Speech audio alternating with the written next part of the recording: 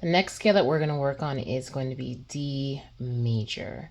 So how do we find out?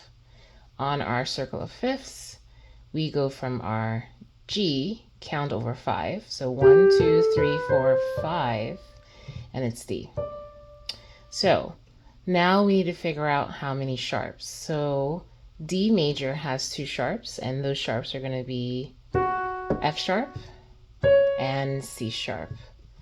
We're going to still play it with the 1, 2, 3, 1, 2, 3, 4, 5.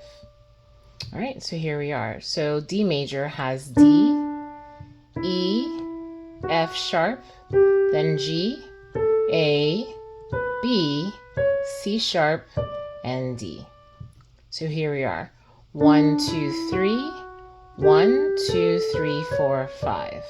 Coming back down, 5, 4, 3, 2, 1, 3, 2, 1. In the left hand, it's going to be 5, 4, 3, 2, 1, 3, 2, 1.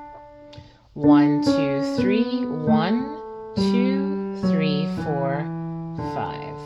Let's go ahead and play them hands together. So it's D, E, F sharp, G, A, B, C sharp, D. Coming back, D, C sharp, B, A, G, F sharp, E,